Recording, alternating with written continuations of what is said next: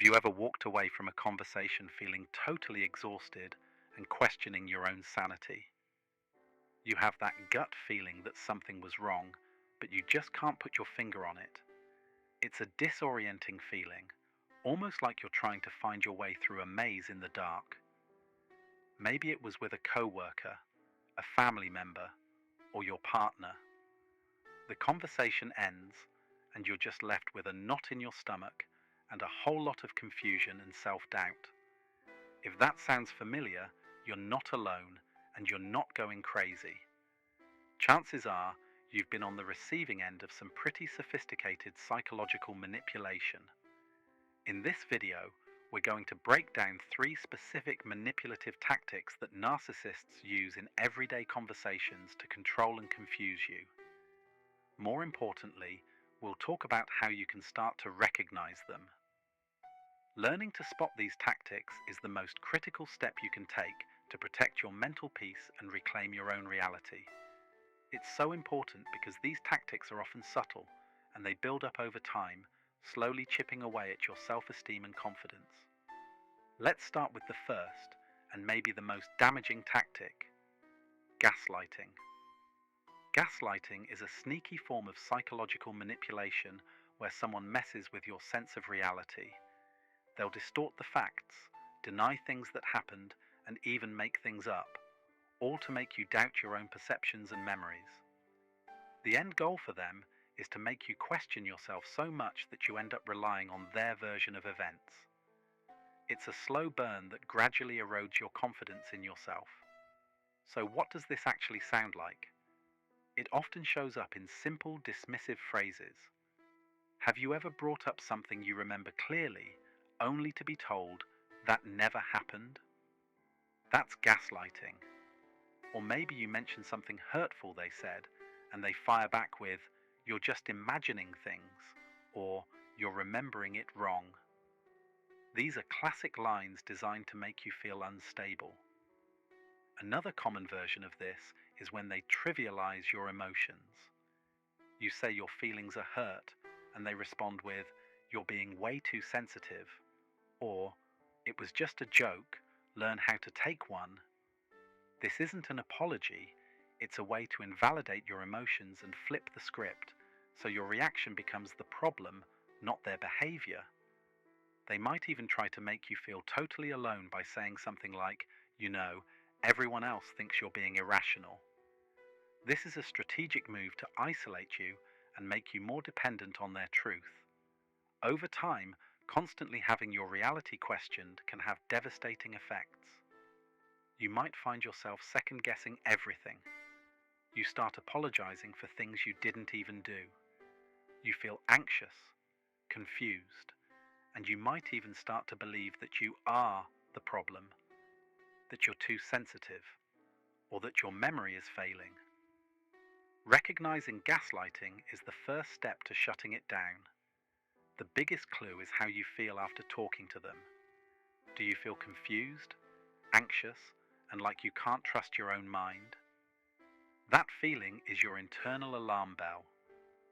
When you notice someone is repeatedly denying your reality, questioning your memory, or dismissing your feelings, you're likely being gaslit.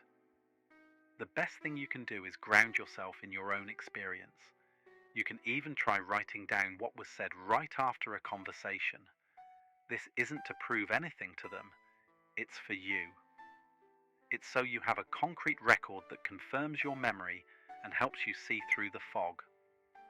The second manipulative tactic that narcissists have mastered is blame shifting.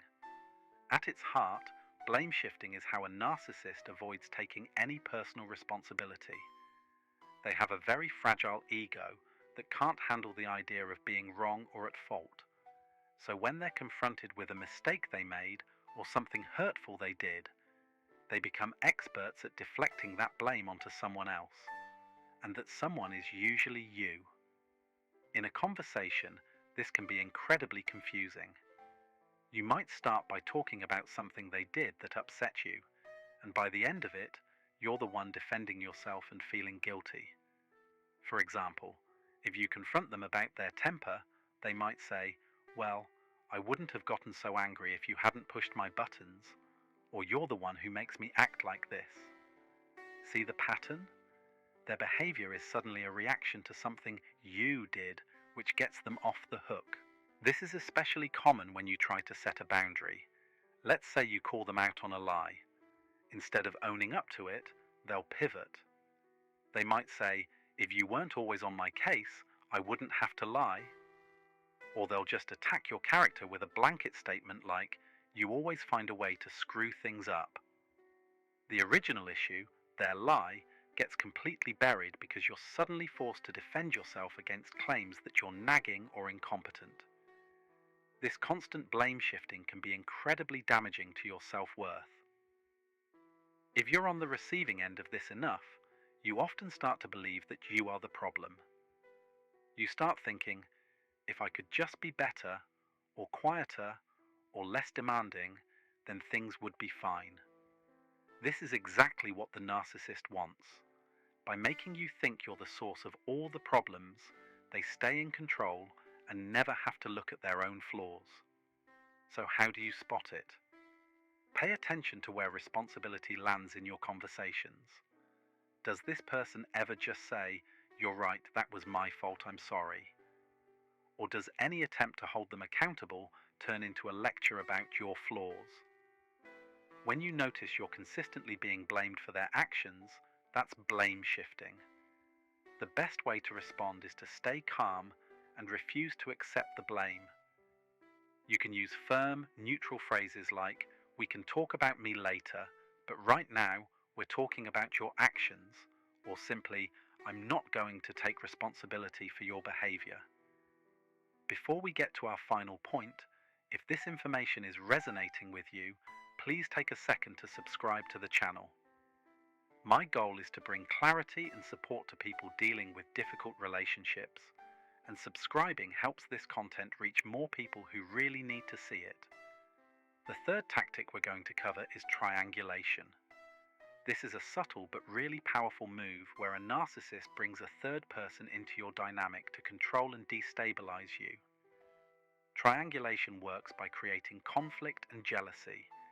It's a classic divide and conquer strategy that keeps the narcissist as the center of attention and in a position of power.